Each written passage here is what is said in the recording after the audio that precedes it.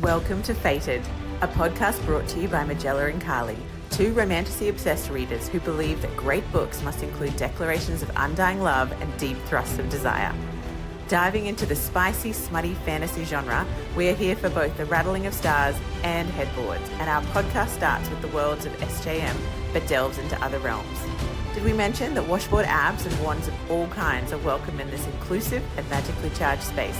No topic is off limits, and no one is forced to have only one favourite heroine.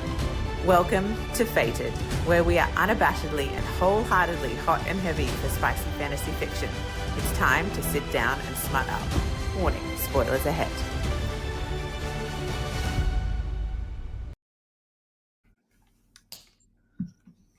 Hi, welcome to Fated. My name is Majella. And I'm Carlie, and we are pumped to be back for part 2 of our deep dive conversation about The Fourth Wing. We were so excited and couldn't shut up about this book, so we had to split this into 2 episodes because there's still so much that we need to cover. But before we do, we have to always check in to see what each other's reading to inspire each other and our audience. So Majella, has anything changed overnight since our last catch up? What are you reading now? Actually, it has. I succumbed to a video on TikTok, which I think usually what I do is I put those videos on my saved list, like my to be read saved list. But I think I was just in that mood where I was really ready for a new book and wanting something that felt like it could match the Fourth Wing Iron Flame kind of energy that we're currently in, and this person was basically said all the magic words. You know, it's I think it's actually better than Iron Flame, and all these people had raved about it, and I just basically went straight to Kindle and bought it. Never heard of it before. It's called Powerless by, oh my god, what is her name? You know, on Kindle you can't see the title all the time. Hold on, wait. Cover. Powerless by Lauren Roberts. Oh. Hunted, hunter, destined for each other. Ooh. So I feel like I've started reading it and it was easy to jump into. It feels a little bit like Hunger Games. There's like elite and the ordinaries is all I know so far. And the elites have magic and the ordinaries don't. Okay. And there's royals and there's separations of the tiers of society, and the heroine has skills but lives like an ordinary, apparently. Anyway, so I'm in like Flynn. I started it last night. It was already up to like chapter 17. Okay. So I feel like maybe the hype could be worth it. Like, it was just so great to go in and really just like the writing again. Like, it just felt like the dialogue felt realistic. You know, it was well paced. They used words that were bigger than 3 letters. You know, it just felt really. I was like, this has promise. So, Powerless by Lauren Roberts. Is that what you said? Yeah. Yes, never heard of it. Apparently, it's one of 3. Okay. Book 3. No, one of 3. This is book 1. Yeah, right. I think 2 have been released. So again, I will have to wait for a 3rd. So how fantasy are we thinking this is? More that sort of Hunger Games end of the continuum than... Yes, it doesn't feel like it's going to have dragons and other realms. It feels more like it's set in that kind of human sort of environment, but Earth environment, but maybe in a different timeline. Love it. Yeah. I love that. I love seeing you excited about a book because it's been a week or so of mourning, grief, processing, and being... 2. I think it's been 2 weeks. I think it was the back-to-back of Assassin's Blade and Iron Flame, those 2 together, because both of them have such big I guess story arcs, but also such awful heartbreak. Yep. I can't say any more because Carlie hasn't finished Iron Flame. So chomping at the bit to finish. But I do feel like I really had that Yeah. Not even that I wanted to be back in their world, but that I just actually needed time to grieve and put myself back together after losing I know. people, or It not even. sounds so dramatic, but it's true. It's just how we feel, and we're allowed to feel our feelings, aren't we, Majella? Well, you're a therapist, Carlie, so I feel like you've just given all of us, myself and our listeners, permission to really. Absolutely. It's still real. We talk about when we talk about grief, it's about the time spent with someone, not so much like how close they were. Like, how we grieve people that maybe, are actors in our favorite TV shows and they pass. We think, why am I so affected? Because I didn't even know the person. But if you spent a lot of time watching them and being in their, fantasy world, it will affect you. And it's the same with our books. When we spend hours reading and spending time with some of these series, we spend time with these characters for, weeks or months or years. So totally allowed, all feelings are welcome. We're allowed to feel our feelings. So I What love do that. I you really read? love seeing you sparkling again and you're like, yes, I'm into a new book. That's so fun. That's so fun. And as Majella said, I am still in Iron Flame and loving it. I've really hit my stride. But yes, again, time poor. So jumped into bed last night and read quite a bit more. And loving it. Just loving it so much. Still just adoring all the twists and turns and all the characters. So that's pretty cool. But could you share with me as well? Yesterday, Majella sent me a little quiz, a fourth wing quiz to do, which I immediately put down everything I was doing and did because it was the most important thing for me to do at that time in my day to find out which quadrant? Yeah. So, The, what I guess, if you're not familiar with what that means, it just means which kind of category you would go into in that community of Navarra. How do we say that? well, I say Navarre because I hear Canadians and Americans say it on podcasts, but I don't know Navarre. I don't know. I Navarra, say Navarre, Navarre. Navarre. That sounds like we're trying to make it sound like Tajay, like a fancy version of it. Like it's this real bogan town, and we've just turned it into like Bougieville. We're going to Navarre. Navarre. Yeah, that's right. We're readers. So anyway, you do this test, and it will tell you which quadrant you're in, rider or healer or scribe. Or I didn't even know infantry was a quadrant. Yeah. No, I But got it. anyway, I did it straight away and sent it to Carlie, being like, "You've got to do this." And what did you get, Carlie? I got infantry, and I think the main reason I didn't get rider, which of course we all want because that's the fourth wing's focused on the riders quadrant. I think I got that because apparently I'm terrified of heights, and that's not great when you're riding dragons. No. So I'm in infantry. I'm at the coalface doing the daily battle. I don't have the glamour and the fame of the riders, but that's okay. You probably will live slightly longer, Probably. a few weeks at least. I got rider, which was great. Of course Um, you did.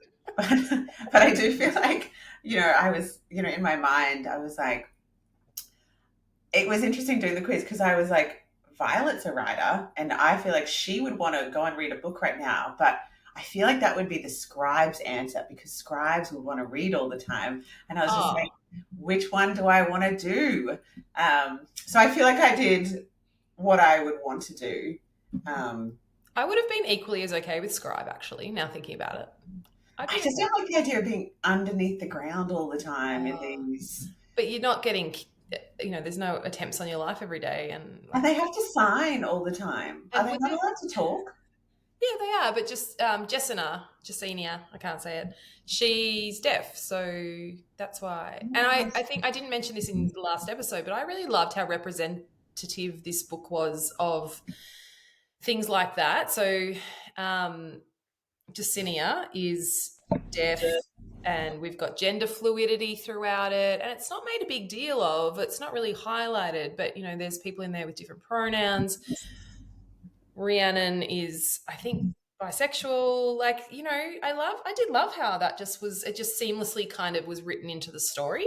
Just like this is the norm. So yeah, but yes, and I'm sure I could find a Xaden equivalent in the scribe quadrant and the infantry quadrant. So I'm going to just have a little fantasy about that. So I loved it. Thank you for sending me that fun stuff. This is the mature stuff us 40-plus-year-old women send And each. we'll obviously put it in the show notes so that you Of too course. can do it and then tell us which quadrant you're in. All quadrants are welcome. We need all the pieces of the puzzle. And that was that from Red Tower Books, who's the publisher of. I found it I'm in a Facebook group, um, which is so respectful. It's actually crazy being in this Facebook group, which is one of the largest about Fourth Wing, which obviously now it is kind of more about just the series. But for 2 weeks, I told Carlie this, for 2 weeks after the release of Iron Flame, Mm. the moderators removed any posts that were about Iron Flame, just because they didn't want people to have anything spoiled. So they had said, we're not accepting any posts or talk or theories or anything, especially not spoilers about Iron Flame, because we need to give people a chance to read it. 2 weeks seems like, obviously 2 weeks may not be enough time for some people who, because it is a large book, but it's a reasonable amount of time that the people Yeah. who are going to read it quite quickly would have the chance to do that. And then even now, though, anyone who posts about it, they say like Iron Flame spoilers, and then they do all these dashes or emojis so that the body of the message isn't visible. So even if you're just scrolling through the group, Yeah. you just see that it's a spoiler post, and that I love it. you know It's so great. yeah, and so it just means that there's no fear that you can go in there and read Fourth Wing comments and posts if you want to, and even people who comment in a Fourth Wing post about an Iron Flame, they will do the same thing within the comment. So it will say, blah blah blah. I'm going to talk about Iron Flame here, spoiler, and so the comment itself is hidden except for So you know respectful. I love that so much. When you told me about that, I was like, that is so clever and so kind. I love that. Yes, it's so respectful too, because everyone's really mindful of the reader experience. That the best feeling is the first read through, Mm. and Mm. so no one wants to take that away. But the people are also so desperate to talk about what has happened that like they need the outlet, but Yeah. they I love also want it to be It's so respectful. I personally find it really hard to not talk as I'm going through a book. And yeah, so my best friend just finished it yesterday on audio. I said, how much petrol did you buy this like the last you have smashed through it on audio? I think it's like 20 hours or something. And she's like, yeah, I offered to go pick up the kids from every activity and like so she could listen to it. But then, she was like, where are you up to? I'm like, thank you for asking, because I am only three-quarters full. Three-quarters full, pretty Well, much. you're going to get more filled and other things. All right. So we know what we're reading. That quiz was fun. And I thought I'd share a little fun thing that I did yesterday because I was procrastinating on doing some work. I went on to Etsy and I bought some new stickers for my Kindle. My Kindle needed a little refresh. I don't know if you've got stickers on yours, but I love to decorate mine. And so I went onto Etsy, and I like to support Australian businesses wherever I can. And this is a beautiful little Australian business. So I'm just going to do a little shout out. We're not sponsored. She knows nothing about us, I don't think. But the site or the shop is called Salty Reads, SALTI, Salty Reads, all one word. And she's got some really great Fourth Wing stickers. So I got, and other stickers. So I got one that says, I don't watch porn, I read it like a fucking lady. And I got one that says, save a dragon, ride Xaden, or something like that. Yeah. And another one that's like Zaddy, which is, Xaden's nickname. Zaddy. So just a bit of fun, little stickers supporting an Aussie business. Thought I'd give that a shout out if you like me and you like to have a pretty Kindle. So yeah, we'll put that in the show notes as well. Might send some love her way. All right. Are you ready? Are you ready? Yes, I am ready. I also want to say that I feel like yesterday when I was discussing Fourth Wing, that I feel like maybe I held back a little in my excitement, because it's almost like the high while reading the book was so intense, and the low afterwards was crippling that it's almost like a self-preservation to not like get into that same state again. Like I just was thinking, because I reread a few of the scenes yesterday, knowing we were going to talk about specific things, and it and I think this is what is happening, especially in this Facebook group which I watch, where like they are literally like putting together like fan casts of who's going to play all these characters, and then like someone will post a photo of a very good looking man and be like, this is what I feel like Xaden would look like, and then these just there's all these like water emojis and like waterfall memes, and then people kind of coming and commenting being like, is it concerning that we are responding like this? Is there an actual man that looks like this? Because often it's AI art, they're putting Yes. together the depiction and it's impossibly good looking. Yeah. Yeah.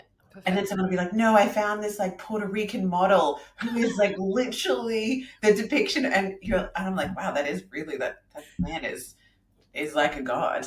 But this fever pitch of that same kind of energy of that just out of reach, but there's this tiny part of you that believes it could be possible. The same as when you see a boy band and have that same feeling, I mean, well, not now, but like One Direction and that kind of thing. But back in our day, it would have been NSYNC and Backstreet Boys and Backstreet Boys. all those kind of things. And even just like individual pop stars, where it's this, and the same way when you have that kind of impossible crush where it becomes like a fever dream feeling, that's what's almost happened. Like the way that she's written it, he's implausibly incredible, like on all these levels, like ticks all the boxes, that it becomes this it feels like this like the possibility is so small, but it's there, like it could be possible. And I feel like it creates this like maybe not creates, but taps into a yearning that's already within us, and gives it this tangible outlet of, I can focus my energy on this character or this situation, and I can sort of put myself in Violet's shoes and imagine what it would be like.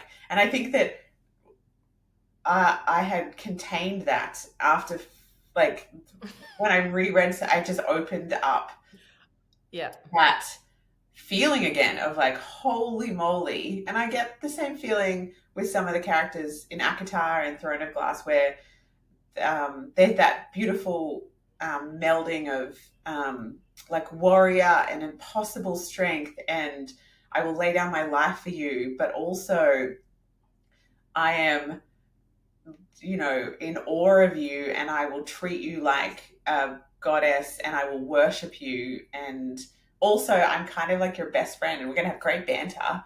And also, I'm going to call you out on your shit. So I'm going to hold you accountable because I have integrity. So it's just like, oh, and by the way, I'm also like 6'6", and I am dripping with abs, and I have velvet skin and like silky smooth hair, and I smell like wood smoke, leather, and cinnamon sugar. Which no one has done that combination, but I think it sounds good. Wow, let's note that one down for the next novel we write. Yeah, I mean, we could have a whole episode on the parasocial relationship that happens. So that, I don't know if you've researched that, but I've done a bit of research into the parasocial relationship, when we feel so invested and like we are literally in relationship with characters and fictional characters on TV, in movies, celebrities that we've never met, and of course in our books. It's a very interesting topic. But okay, so today what you're saying after all of that is that you're going to bring a little bit more passion to this today, which I think you were fine yesterday and amazing yesterday, but more like unrestrained lust. Yes, great, because we're going to be talking about Xaden and the sizzling scene. So do we want to start there, because you're just like fired up? Yeah, I mean, I think we could definitely start there, or we could jump into Signets, or we could, I mean, I don't think we should lead with Liam, because I feel like Or we could get that out of the way. The sadness of Liam. How about we do what happens in the rest of the story, and then we loop back and we make sure we cover off the Signets within that as well. And then we have a whole section on Xaden and chapter 32 and 34. 30, 32 and 30, those ones. Anyway. So I think, and I'm going to really need you to guide me here because, as I said, I've lent out my copy and you have it on Kindle. Yes, I have it. We kind of left yesterday's episode around the time they were sent to the outpost, Athabin, I think it is, as a part of like a challenge, but really it was they were sent to die. The hope was that they would not return, right? Yes. So Sent there by the Colonel, who is I guess he's kind of the leader on the top of the pyramid, and he has bonded to the only other black dragon who allegedly is the only dragon more powerful than Tarn. So he in itself he poses the biggest threat to everyone's. If he is bad, like he poses the biggest threat because he's obviously the leader of Navarre, and you would assume that he has the citizens' best interests at heart.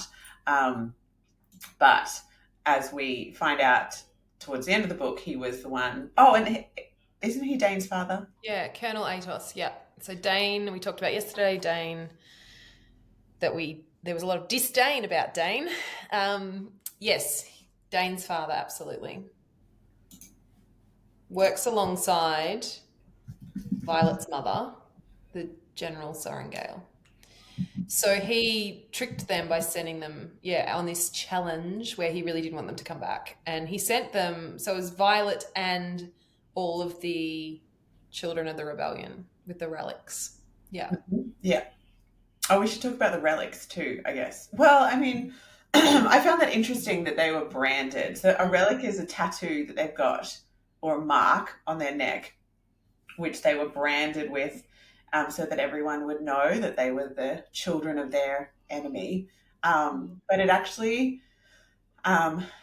gives them this secret power in a way, in that if they gather together, the Colonel can't. Is it the Colonel? Who can see what happens in battle? Remember how like there's that person. Yes, one of the higher up leadership. Oh, I can't remember his name. But it's not the Colonel, right? It's someone else? Or it is the Colonel, and that's why he's the leader of everyone? Ooh, let me check. You keep going and I'll check that. Check. What happens is that this man in power, which I think is Colonel Atos, he can see when people gather, he can see what the outcome of that is. So he can see the outcome of every battle, except for the children of the rebellion, because the relics, the relic marks, when they get together, it prevents him from seeing what happens, which is why they are not allowed to gather in groups of more than 3. Because obviously 3 can be contained. Even if they don't know what's going to happen, if 3 of them get together, it's not enough to be a battle that will have dire consequences. Whereas, say 100 of them got together, anything's possible.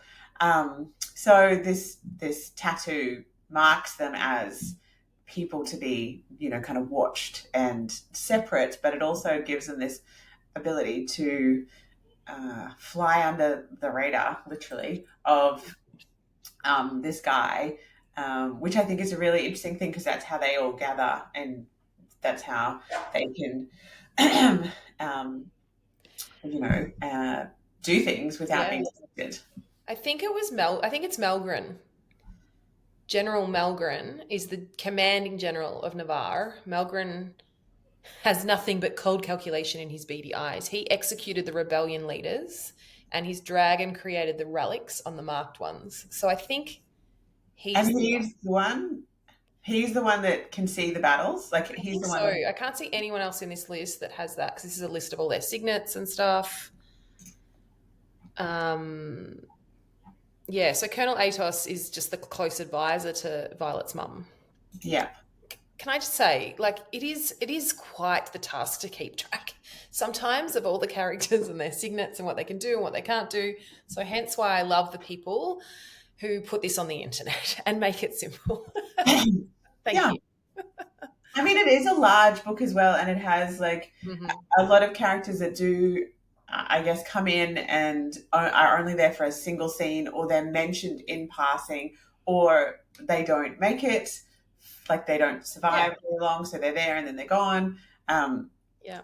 so, and because there's multiple places in this land where there's kind of like the main kind of country realm. Hmm. And then there's where the uh, the enemy is, Yes. and and then there's other places where people have come from that aren't within that territory, but are obviously still part of the Yeah, world. and then we're also within Navarre, within the college, and yeah, that realm. You've got all of these different tiers. We're talking about a military kind of establishment, and you've got the king, but then you've got the commanding general, and then the general, and the general's advisor. And so it does get a little bit sometimes like who, what, and I aspire to be someone who can just like annotate and make little flowcharts and family trees. But that's not me because some other people do that on the internet. So you can always go and Google, like we just do sometimes. We're like, hang on, let's have a look. So yes, they go out to the outpost. Malgren can um, see the outcomes of the battles, but he can't with these marked ones is what they're also called in the book when they're gathered. So that's a great thing when they all gather towards the end to rebel. It is. So I was like, yes, and it's yeah, it can be challenging too, like traversing plot lines where time jumps happen, Mm-hmm. and when you're reading across multiple books to know because they do some flashbacks as Yeah, well. yeah. So hence why we're like, if we accidentally say something about the next book, like apologies. We do our very, very best. Exactly. I don't think it'll be anything major, but it might be a tiny little flashback incident that we've stuffed up or something like that. But what Yes. happens? We need to keep because we're already at 26 minutes. All What right. happens at the outpost? So they get attacked? Yes. By well, actually, didn't we talk about how firstly the Griffin riders turn up? No, let's do Um, that. and well, these people that they have been told are their enemy are actually working with the rebellion. And so that's when Violet finds out that Xaden's been supplying them with weapons to fight the enemy, Mhm. which is actually like I guess what's it called? Like the communal enemy, like the one that we're all going to fight against in the end. Yeah. But there's a sense of betrayal, and I mean, it's a theme within both books is that Violet always feels like Xaden is holding things back from her and not telling her either the truth at all or the whole truth, Yeah. which, again, you do find out why. But like the theories about that were also really great in the fourth before Iron Flame came out. People were like, it's because like this is going to be Xaden's signet, and he can actually like stop time, and so he's already met Violet 10 years ago, and Imogen, because Imogen can wipe memories, so Imogen has gone and wiped like all the memories of her and Xaden together, and it's why Xaden keeps saying, I've known you forever, Yeah. because you know and I mean, the thing with these theories is that people put so much time and energy and effort into creating them. So they look through the book, they're picking out anything that could be foreshadowing. They're taking single sentences or an offhand comment, Mhm. or even like at this in the fourth wing, there's all those little chapter headings, and it says like this was a correspondence like discovered by blah blah blah, or this was a letter between Mhm. this, or this was translated by someone. And so people have taken all these things, meaning that that person died and that's why we're reading their correspondence, or, this person is actually, not who you think they are and they've done this. And Mm, but amazing.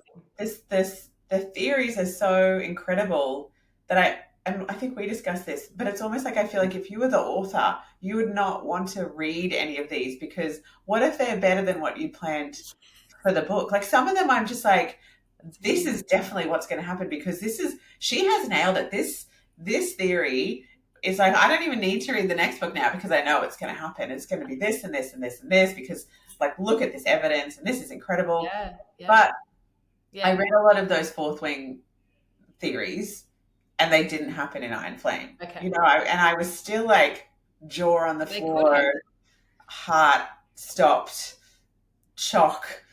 Okay. Okay, enough, enough, enough, enough. But yes, so the Griffin Riders turn up. Violet has a sense of holy crap, because she's been obviously taught that these guys are a threat and are dangerous. I think she's behind the rock actually having a good old pash with Zaddy Baby when they turn up, and then he puts his shadows, because his signet is shadows, around, and he looks at her and says, "I'm sorry, I can explain," or something like that. And then the shadows disappear, and there's, they're his posse, they're people working with him, but she's like, what, have you actually brought me here to betray me? Because she's the only one there without a mark. So there's that whole scene's quite cool. I love that scene. It's quite dramatic, and you're just like, oh my god, what's happened? Is he actually bad? Is he evil? And this is a great way that Rebecca leads us through these stories and keeps us engaged. So that happens, and he's like, no, they're friends. We're giving them weapons. We're all in on this, and this has to happen.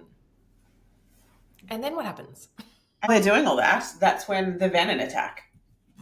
So the Yeah. wyverns appear, and that's when we're first introduced to these, kind of in a way mythical. Like they didn't. Evil. I don't think She had read about them as a scribe because she's so well read, but Well, in I her think dad's book, her dad had taught her about them.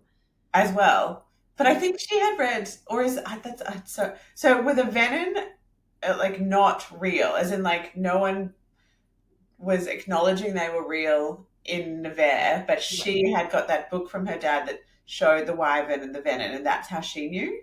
She knew, but she thought it was a fairy tale, like a story, yeah. She just thought it was like a a mythical fairy tale, because no one in her world had ever confirmed that that was true. And obviously, we now know, like, we know why, because they don't want people past the border to know. Yes, and so what a venom is Ugh, horrible. um, basically it's a person who, instead of channeling magic through a dragon, essentially draws magic up out of the earth.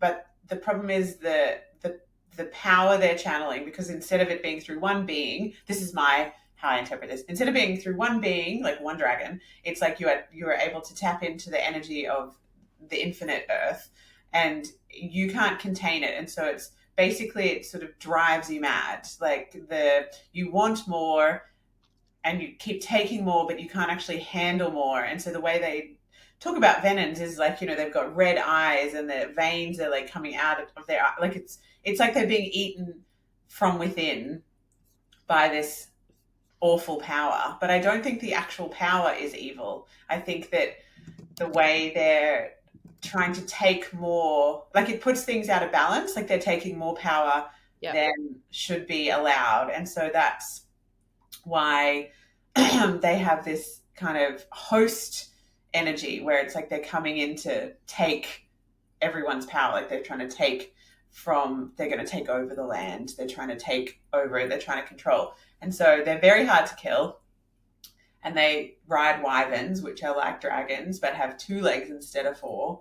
But venom control the wyvern. So if you kill one venom, you kill all the wyvern that they are controlling. So if they're controlling 10 wyvern, they also die as when you kill the venom. Yeah.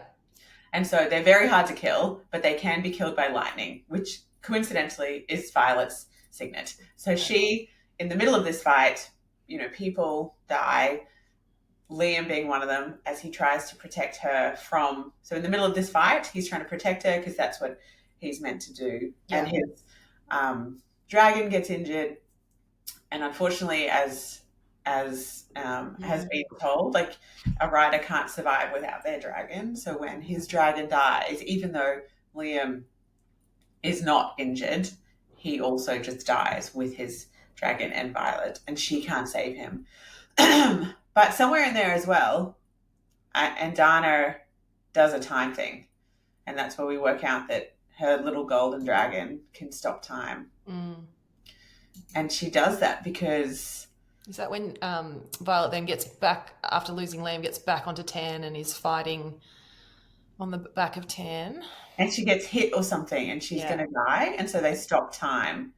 And that really drains Andana, her energy, but she does it and saves them all. Yeah. I need to reread it. I'm like, there's so much, and it's really detailed scene. So there's a lot going on. It is all kind of overshadowed by Liam's death because it's he's a main character. He's in that very inner circle of characters that, you know, you think are probably safe. But also he's just such a good guy, and he was written, you know, lots of people were like, I liked Liam more than Xaden, you know, like he ticks a lot of those romantic... I think he was more affable and likable and like less hard and jovial. Like he was softer than Xaden, but again, I'm like, Xaden needs to be who he is. He is who he is. I'm not going to give too much away. Xaden's not great. Like you don't need to convince me. Xaden, chef's kiss.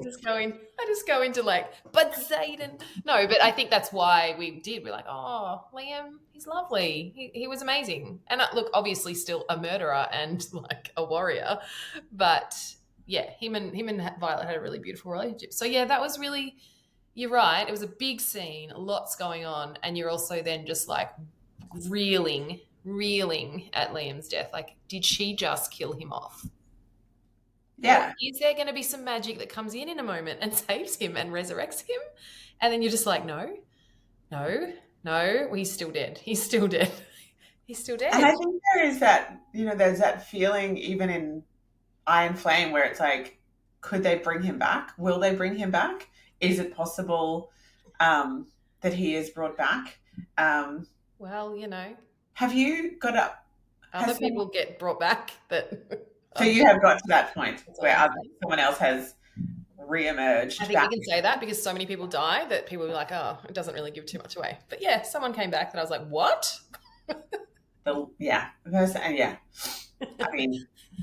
So Liam dies. She does save the day, and like, you know, she's injured. She's very much gravely injured, and so Xaden takes her to the only person that can save her, a mender, not a healer. A mender is how I interpret that as a mender is someone who can put back things that are, almost past repair, whereas a healer can only heal the body to its sort of natural capacities. Like what would, whereas a mender is almost like, oh yeah, your head's chopped off, I'm just going to mend that back together. Like I'm putting things back together that potentially shouldn't be possible. So Xaden, obviously because Violet can't die, goes to the only mender that he knows and that is accessible, who happens to be her brother, Brennan, who died. Who's dead? What? He's dead. But he's not. No. He's gone to the good side. Yes. Which you only are realizing now at the end of the book that it is the good side, because for the first half of the book you're thinking that's the bad side. You don't want those people to get in control of, the weaponry and take over, and they're going to do terrible things. So it was definitely a big plot twist there. She was unconscious for days, right? And so Xaden's just hasn't left her side. The old classic, we all love a man that stuffed the rebellion and the revolution and whatever else needs to happen. I'm going to be by the side of my lady while she's unconscious, and I'm going to tell her I love her, even though she can't be. All that beautiful stuff that we love in those scenes. And she opens her eyes and sees him, but she opens her eyes and there's still that deep level of mistrust and anger and confusion about what the heck is going on. And then the door opens and Brennan is there, there's a lot for Violet to take in that last bit of the book. And it ends with Brennan saying, "Welcome to the revolution." Like, and then that's it. It just ends. So cool. Yeah. And that's why you see on TikTok all the people reading the last pages and literally their jaw dropping, Gasping. jaw dropping. No! And just, yeah, pretty cool. And so I didn't see that coming. A lot of people did foresee that Brennan would be alive and Brennan would come back. And I didn't. And I love that I didn't, because I was really, really shocked and surprised. So that's sort of the last bit of the book. So let's talk about Xaden, because there's how are we feeling? How do you feel about Xaden? I feel like he is, again, it is like a fever dream kind of feeling where he is impossibly, incredibly perfect, but not perfect, which makes him perfect. You know what I mean? Like, Yeah. I mean, I think that unfortunately, if you had described him as of average height, with like surprising strength, but like he had a beer belly and, like he had a bit of a hook nose or something, and his hair was receding. Like it just, a big part of it is the physicality of him. Like Of there is course.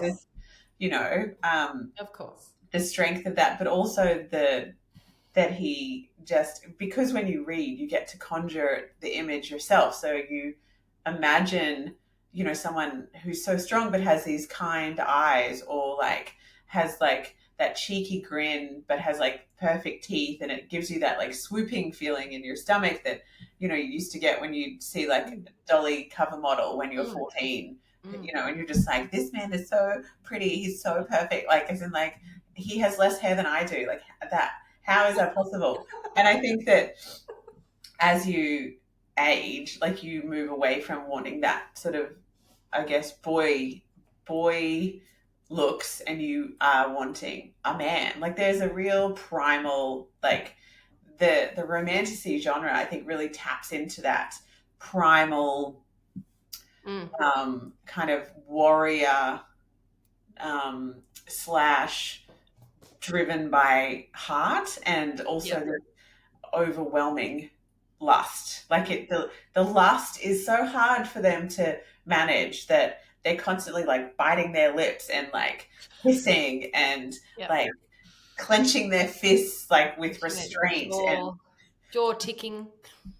exactly, like, or he like lazily looks her up and down, while kind of like holding his breath. Growls. Yeah. Exactly. And so it's like that aspect as well, sort of, is that it is the primal, but it's also that it's I guess what women want, or I mean any human wants to be so lusted after that the person is almost uncontrollable in their lust. Yeah. And then the honor is that they have restraint. Like it's just like, I am fighting every cell of my being to like not launch myself at you and ravish you, but I need to wait to show that I respect your boundaries. But you're also mine, and no one else is ever going to have you, which in real life would be incredibly toxic. But in the books is like, yes, I want you to want me to be yours, right? And you're mine. And that's, and it really does speak to like I want this masculine man with actually a great level of emotional intelligence too. And Xaden has that. He's actually really self-aware of who he is and what he can offer and what he can't, and his faults and his flaws, and he's also obviously in a position of power and knows things that he can't share with her just yet. But there's this real solidness to him, like, I'm going to be here and you do love me. And he says that at the end, like, even though you don't trust me right now and shit's hit the fan, you do love me. And so at some point you're going to give me, those words again, you'll say that again. So there's some solidness in like, it just is, you're mine and I'm yours and this is happening. And there's slow burn, right? It takes a long time for there to be any physicality between the two of them, even though it felt like there already was with their banter and how they were around each other. But let's talk really, maybe briefly or maybe at length, about the scene where they can sense and feel what their dragons are feeling. And so they're bonded to Tan and Sigel, who are mated together. And so when those dragons get jiggy with it, Violet and Xaden can feel that. Can you imagine being like, oh my God, overrun with a dragon's lust, and also finding Xaden so freaking hot, like the most beautiful man you've ever seen in your life, that you absolutely want to tear his clothes off and go to town. And they run into each other, of course, on that night outside. Yeah. And then one of my favorite things that happens in these books is when they're trying to resist it. And then one of them says, fuck it. And they just go for it and they make out. I don't think they have sex in that scene, but they make out. No. And I think I did watch this. I saw this text exchange between two friends who one had already read Fourth Wing and her friend was reading it, and her friend was like sending her text updates and stuff. And she wrote something like, what is this polyamorous foursome with like dragon? Like, the way she described it, she was just like, this is so unhealthy. Like, what the actual, like, it's you fantasy, mate. It's fantasy. You know, it was just really funny. But it is like, it is so hot. A wild concept as well to, you know, I mean, it's also like watching those dragons be so in love with each other and in lust is kind of like a beautiful kind of thing to witness alongside Xaden and Violet's budding romance. You know, it's kind of like, well, their dragons are in it for life. Like, they're together. So like this is probably what's going to happen with these guys. Fated. It's fated. That's right. It's meant to happen. But that was a really great scene, and I felt like it was worth the 200 and something pages before that to get that scene happening. And again, you know, Xaden was very like, you know, these aren't your feelings, you know, quite respectful in inverted commas. But then I love the fuck it trope. I love that. It's like, oh, I just can't resist these primal urges that I have. So they make out then. Now, one of the big steamy, spicy scenes is like 11 pages long. I can't remember. I think it might be the next, like chapter 32. You can look that up on your Kindle. But it's a lengthy scene. The one in the bedroom? Yeah. I feel like it's like 11-ish pages. I've been listening to people talk about it a bit lately. They're just like, it's a long scene. It's great. It's in detail. It's fabulous. Let's just reread that one over and over and over and over and over again. So that scene is when she pretty much destroys her bedroom, yeah? Yes. Well, they both destroyed in a way. And then they go to his one next time, I think. But, you know, if you hear people talking about the Fourth Wing and the armoire, which in Australia would be like a chest of drawers. A chest of drawers, a dressing table, like a dressing table. Yeah. A sideboard. But the armoire gets destroyed. Things get blown up because when she orgasms, shit gets destroyed. She channels the lightning. That's the lightning, just the windows blow out. It's incredible. But also it goes well with his shadows because he can muffle it all. So like he can actually like so hot again. Mother the lightning if he needs to protect her.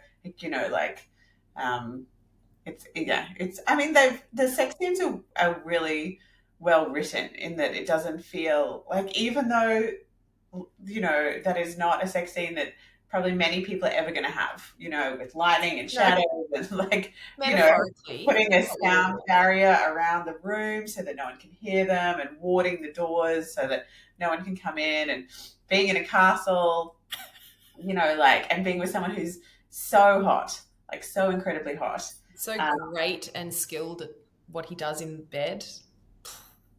I mean, I feel like if you're that in tune with your physicality, though, like how can you be a warrior who can move so well and has such great reflexes, and then how could that not carry across? How could it not? To the bedroom? Like, I mean, wouldn't there just be a disconnect there? Wouldn't it just be like... In real life it can, but not in fantasy world. No, it must not. That must not.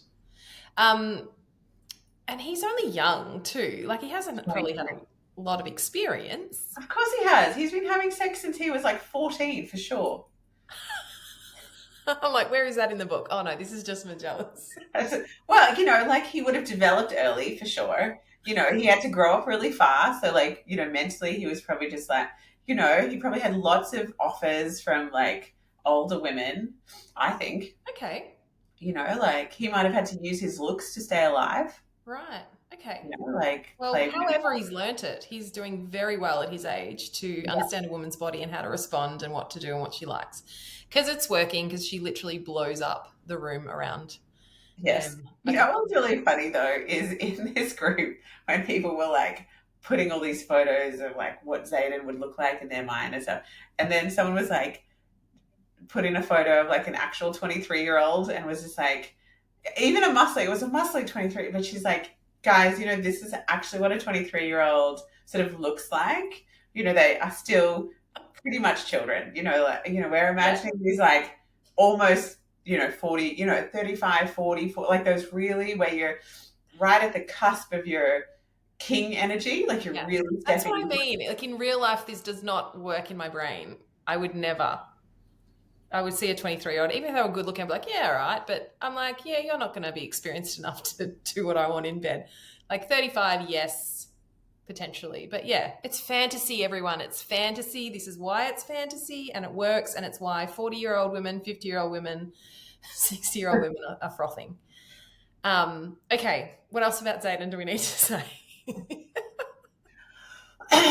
blow stuff up. They give in to their urges. It's great. If you're wanting spicy scenes, they are the chapters 30, 32. I think if you just Google, like, there's heaps of like best spicy scenes, like actual pages of spicy scenes. Chapter 12, mild, 156 to 158. Chapter 20, mild, 243 to 245. Chapter 27, spicy, 313 to 3. You know what I mean? You can literally just go. People have done this for us. They have gone in and they have like found all of the spicy scenes, put a level next to them, page number, chapter. Off you go. And I'm doing that with Iron Flame at the moment. I've got some little sticky annotation notes. I never understood why people annotated and got into it, but I'm doing this because I'm doing this for our listeners because I'm like, I need to be more prepared and have like, go to this page and go to this page for this. And this happens here. And this is, so there's a lot of pink stickers already in my Iron Flame book. Great lines, even lines, like it doesn't even have to be a sex scene. There can just be a line that's just like, oh my God, that would just make your pants drop. Like just what? That is the sexiest line ever. So, okay. We're at 51 minutes. So, Xaden, anything else? Hot. I think we've contained that. There is so much that happens in Iron Flame that is interesting to talk about certain things that have happened, or you've commented on something and I've been like, interesting. I wonder if your opinion will change. Yes. After reading certain scenes in Iron Flame. Yeah. I do think that that there is something that is also quite wholesome about the whole thing as well. Like, even though there's lots of lust and, he's powerful and she's kind of, doing her own thing. Together they have this, they're both driven by helping, like, and saving. And I mean, he kind of says it or brushes it off, like, like, I'm not a good person, and, or, I'm not kind like you are, or those kind of things. But if you look at his actions, like, he vouches for all of the rebellion children. He's, he does the hard thing because not many other people will, so that people will be safe or saved, or will avoid punishment, or so I think there's this, like, together, what underpins it as well is that they both want to do good in the world. Like, they're not just kind of both out to try and survive or to get revenge or to just, like, have sex with each other, and or just even to have their own love story. Like, the love story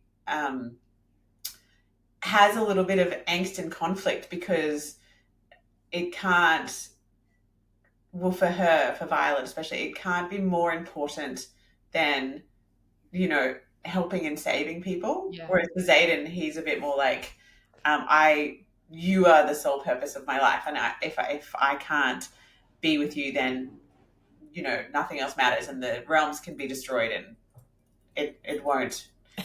That would be the right thing. If you're not here, then there should be nothing. And that, I guess, is a little bit like that's how masculine and feminine can work, because feminine is nurturing and wanting, survival of our species. We've got to still, we can be lustful and devour each other, but we still need to make sure that people are going to live. Whereas the masculine can be very linear focused, like, well, no, it's you and that's it. Only you. And only Yeah. you. So it's interesting. I do think I really like how Fourth Wing kind of ended with they were together, but there was a little bit of conflict. But you have this feeling that it's going to last, but you still are not quite sure because not that they're not going to last together, but just that will circumstances prevent it where, they just can't build the trust necessary because Xaden can't reveal enough, or Violet will have to choose between him or saving, the people of Nevers, or, will she have to sacrifice something so that their dragons can survive? Or so there's this, less of a cliffhanger, but this feeling of, oh, I really want them to survive, but I also don't trust the author enough to let me have a happy ending. And there's 5 books. So if they're together in the first book, like it can't just stay, they can't just be happily in love for 5 books because that would be boring. Or would it? Would it be boring? People are like, no, it would not be boring. Like they should just be in love and have hot sex all the time. And I'm okay with that. Because, a lot of the theories at the end of Fourth Wing were that they will be endgame, but that there will be a break in one of the books, and that Violet, being so young and obviously she's had past lovers, it's been talked about, but that at some point there will be a love triangle. And there's a few people that have popped up in Iron Flame that could be potential for that. Or that, that in the 3rd or 4th book that they won't be able to be together for some reason. Like, Xaden will die and she will have to bring him back with a time traveling thing, which, because of Andana's power or abilities, or that someone will be abducted, and so there's all these theories where it's like this will, like, the fans are convincing ourselves it will be okay in the end, but in the middle, obviously it's okay if she has a love triangle, or or if she can't be with him because he's dead for like a part of the book. I could be okay with that as long as he's going to come back. Then we can proceed. Like, I do think, and I've spoken about this before too, but I just think there is a responsibility, and I don't know if there should be, but I think that when people become so invested in a character or a love story, is there a responsibility by the author to not inflict trauma by taking that away? Like, because of that book that went viral on TikTok where the author did kill off one of the main characters of the love story. So that, like, it would be like Violet or Xaden dying, but permanently. And I'm really opinionated on this. I'm like, it's the author's art, it's their creation, they can do whatever they like. But if you are so invested and the readers have given you this response of like, we are with these characters, and then you went and, I mean, the people of TikTok spoke. Like, that author has basically been like, you take what comes with it, but at the end of the day, if we do that, then we're telling authors that they have to change other things. Like, where does that end? It's their creative license. I understand. I know you do. But I do think that there will be like a global mourning period if she kills off either of these characters. Like, people will need therapy. And well, guys, my link is on the on the show notes. Carlie, like, I didn't realize it was going to be such a benefit romantasy genre, but clearly people are going to become unhinged and unbalanced. And there So are a lot of intake forms that say, I need help processing the death of a Xaden. That's a coincidence. How funny. don't even joke about Majella will be first in line. Yeah, okay.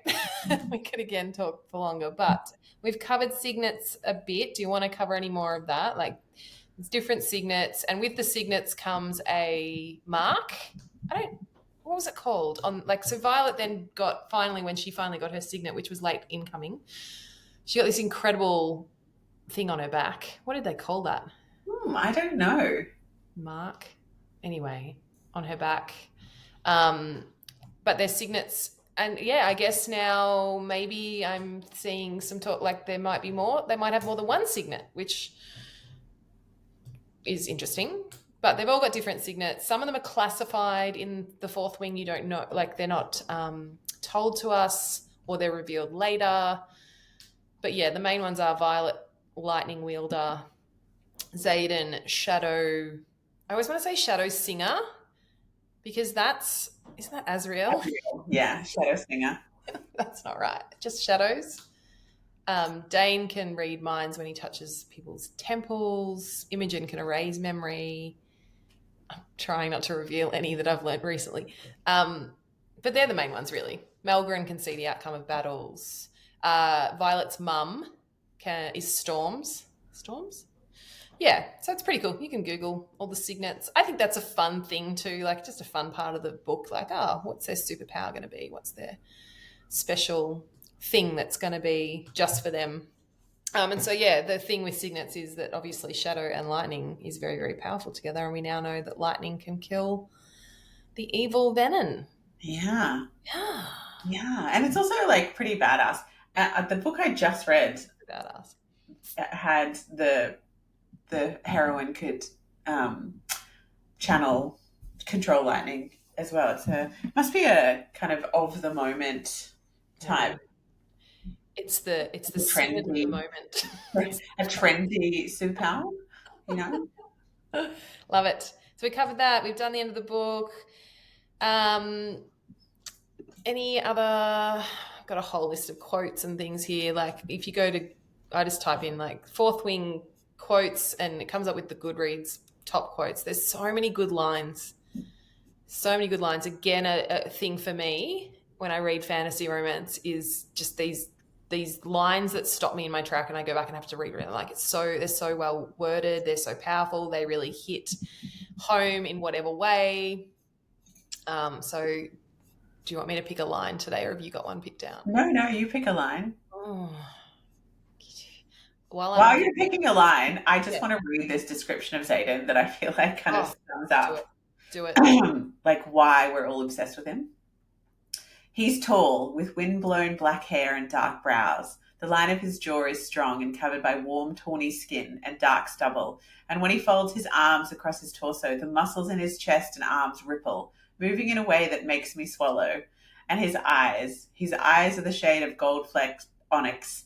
The contrast is startling, jaw-dropping even. Everything about him is. His features are so harsh that they look carved, and yet they're astonishingly perfect. Like an artist worked a lifetime sculpting him, and at least a year of that was spent on his mouth.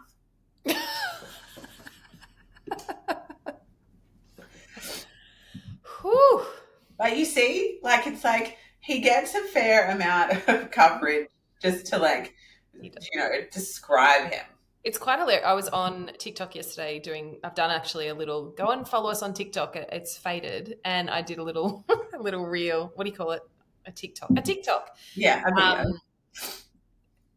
And so I was looking for some fan art and it's credited on the TikTok. But I was thinking the amount of content on this character who's not real. Like he's so real to me that I don't know. I just find it so amusing that the hashtags for Xaden Riorson are just astronomical. Yeah. And anyone who stumbled across that would be like, who is this guy? Oh my God, he's a made-up person. Like he's got such a following. Quite phenomenal. Yeah, it's interesting. It is interesting I would love to, let's do an episode on like what makes a book viral. Because, like the Twilight series, the 50 Shades of Grey. I mean, if we're kind of sticking in that same kind of Yep. genre, I mean, I feel like Harry Potter, again, same, but like maybe it's a little bit too early. Whereas I feel like the others, like Twilight, was a fanfic, and 50 Shades of Grey was also a fanfic, wasn't it? Like I think these were both Yeah. people kind of writing about worlds that already existed, but went more viral than the original world. And it's I just want to know, like, is it a timing thing? Like, is it that the world was primed over the last few years by, ACOTAR and Yeah. Yeah. these kind of things, Combination or of. was it that regardless that, or was it TikTok? Because it's not the same over on Instagram. Like I know that I don't spend much time on Instagram currently, but I don't get sucked into an algorithm that is Mm. centered around romantasy or even books. I like, even though I like, authors, and I follow other readers, it hasn't populated in the same way that TikTok Right. has kind of said, oh, you watched two videos on like this book, or like someone talking about a book, Yeah. or or He's did a sucking little in. meme about a book, and suddenly it's just like, here is every other video about that book, and you're like, well, I wasn't even sure about the book before, but now I'm obsessed with it, like obsessed, and I don't know if that was me actually, or the algorithm. Yeah. Um, The trending audios. Yeah. All of that. yeah, so Um, interesting. okay. I've noted that down for a future conversation, and maybe I'll do a bit of research into some of that too, because I'm definitely not an expert in that area. So looking through quotes, like there's some really brilliant ones that, yeah, like just really for me show how much Xaden knows her and sees her potential, and potentially, who knows, because he's been with her forever and they've erased it. I don't know, but things that he says, like when she says, I'm not as strong as other riders, and Xaden says, I know exactly who and what you are, Violet Sorrengail. Like, fuck, so good. But the one I really, really want to share. So the fourth wing is written in Violet's point of view until the last chapter when she's unconscious, right? Is that right? Mm-hmm. So I think he says this towards the end. So he says, I think this is when she's woken up. Oh, I need the book. You still love me, it's possible. Gods, do I ache to kiss her, to remind her exactly what we are together, but I won't, not until she asks. I'm not afraid of hard work, especially not when I know just how sweet the rewards are. I would rather lose this entire war than live without you. And if that means I have to prove myself over and over, then I'll do it. You gave me your heart and I'm keeping it. She already owns mine, even if she doesn't realize it. Mm, mm, mm, mm. Yes, we've used a part of that line in one of the other, Have we? earlier. Well, it must be a great line. So It's do a you great remember line. another one? I think we used it in like maybe episode 4, but it was just Oh, that short bit. gosh. I would rather lose this entire war than live without you, and even if Yeah. that means I have to But I prove love that whole section. Yeah. Also, section. I think that you have bonus Love it. chapters in the printed book, don't you? Because I have what, sorry? you have bonus chapters in the printed books. No, I don't think Oh, so. there are bonus chapters. I don't have them on Kindle, Right. Do I but need both them? Do I books. need them? Let me Well, you can find them on TikTok. People have just photographed them. They're not anything crazy. They're just like a few extra chapters from Xaden's point of view. Yeah. I love this line too. I can't remember who says it. Maybe Liam, maybe Garrick. I don't know. One of them says, he cares for you. That's already hard enough for him. And she says, he cares about keeping me alive. There's a difference. And then he says, no, not for him, there isn't. Like, that's the level of like need and love and fatedness is just freaking hot. So anyway, we could go on and on. Go and have a look at some quotes. Do a little reread to get excited about it if you've read it before, like Majella did. And yeah, we'll be doing an Iron Flame episode soon, very soon. I'm feeling it in my bones that I'm going to get Great. this, I'll do a happening. little reread. Just once you're close, I'll do a little Yeah, through the a key refresher. points. Yeah, okay. As long as it doesn't put you too much into a depressive slump. No, I think it's just that it's also the ending of the book, of any book, when there's no resolution as well. So Yeah. it's kind of like not necessarily like a despair that the book, it's like a different kind of despair. Like at the end of Kingdom of Ash, which is the final of the Throne of Glass series, there's a feeling of it's ended, Yeah. and that in itself is a grief because there's no more books, there's nowhere else to go with those characters. And also in Kingdom of Ash, like there was some things that were just incredibly sad. But in the middle of a series, it's like if you're, what book are you up to now in Throne of Glass? The next one I have is Air of Fire. Air of Fire. So it's like at the end of Air of Fire, if you were like, oh, like this thing hasn't been resolved. Yeah, This totally. person, did they make it? Why is that person so evil? Like there's this kind of grieving of any kind of sort of inner peace. Like Yeah, totally get it. something where you're just like, oh, okay, I know where everyone is. Yeah.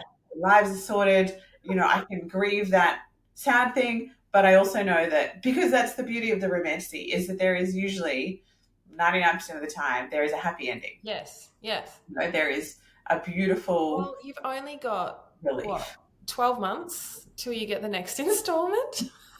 And it's going to be another 12 months after that or longer because I feel like each book will get more complicated as well. Like the worlds become more intricate.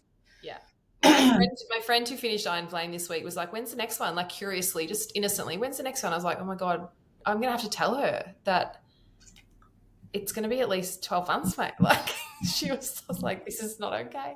Yeah. Totally get that. All right. So Iron Flame episode will be coming soon. We would love to hear what you thought about our deep dive part 2 into the Fourth Wing, and also just what you thought about the book and where you're at with it and the characters you love. Like, please converse with us on all of our platforms, on TikTok, on Instagram, and in our comments and reviews on our podcast platforms. We would love for you to leave a review. Like, we're episode 10 here. Like, we're really excited to keep doing these. But you following and reviewing and liking really gives us, some great encouragement that we're with our people and we're doing okay. Okay, beautiful. Anything else, Majella? We'll wrap it up. Yeah, I think that's all for this week. Right. We've got books to read and human lives to lead. Yep, mainly books to read. So full-time job. All right, my love. I'll talk to you soon. That'd be amazing. Please pay us to read. Oh my God, yes. We're waiting for that day. All right. Thanks, Majella. Thanks, Carlie. See you next later. time. Thank you so much for listening. We hope that you felt like you were eavesdropping on a conversation that you have been dying to have with someone to discuss all the tiny details and possible plot twists of the books that you've recently read. Perhaps you don't have someone to chat to after you finish one of those epic books, so please give the show a follow and we would be honoured to be your book-obsessed friends. But mostly though, we hope it was fun, it gave you a giggle, it made you gasp or encouraged you to pick up a different author. Please share it with someone who you think would also love it, and drop us a review, letting us know what you loved and what you want to hear from us in the future. We will be back with another episode soon. Happy reading.